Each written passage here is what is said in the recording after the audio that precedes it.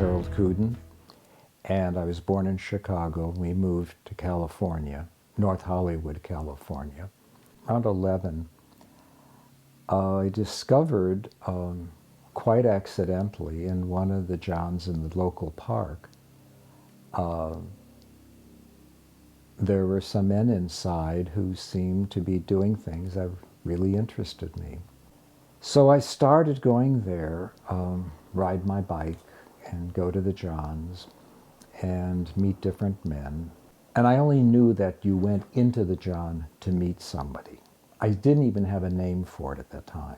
It was just something I liked to do and liked having done to me. When I was 14, I was in the 10th grade in high school. One night, I'd been out with my brother and my sister and her fiancé. I remember being very horny all day. So we came home, and as soon as I could, I got on my bike and went dashing. You know, it's about a mile away of riding, going to the park.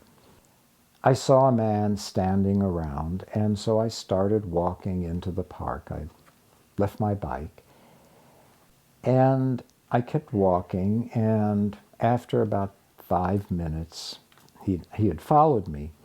He started talking to me, and we walked and talked, and then he suggested we sit down on a park bench. This was now very much into the park, so it was quite secluded. And he started talking to me and asking me a lot of questions about, how long I'd been doing this. And this conversation went on and on and on. And if he hadn't have been attractive, I probably would have gotten up and just walked away. And so I decided it's time for me to be more grown up and to take things into my own hands, so to speak. So I reached over and groped him, at which point he arrested me, saying he's a vice squad officer and I was now under arrest. And so we were taken to the police station, and that started the interrogation, because they wanted lots of information. Because, I mean, here they had a 14-year-old kid, and if I could give them the names of people, this would have been a real bounty for them. After my mother came to the police station to pick me up and we were driving home, that's when she said, "If you ever do this sort of thing again, I will kill myself." And that was basically all she said.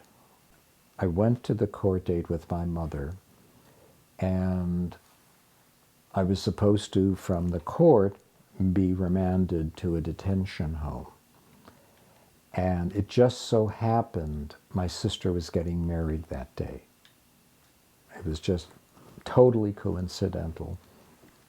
And at first, when the judge asked me to tell what happened the night of the arrest, I explained everything I've said to you. There was some puzzlement, and he asked me to tell the story again. And so I told the story again, which was exactly what happened. Years later, I realized it's because it was police entrapment. He knew, but said nothing, and he didn't dismiss the case. But what he did do is, when my mother said that my sister was getting married that day, could I be released to go to that? And he agreed that I could, as long as I'd show up at the detention home for all the testing, because they had to do a whole battery of tests on me. And then we had another court date. This was now about a month later. And the judge was much softer at that point and much easier. And he said, well, the results are back, referring to me and talking about me to my mother. He's very intelligent, much too sensitive for a kid his age, and has to be treated differently. I think part of it was the fact that he didn't want it to get out about the police entrapment. It gave me a perspective on what it's like to be an oppressed minority. And it was very connected with how I became an activist. Because though my activism really didn't start fully until I moved to New York when I was 30, by that point I had gotten my doctorate in clinical psychology.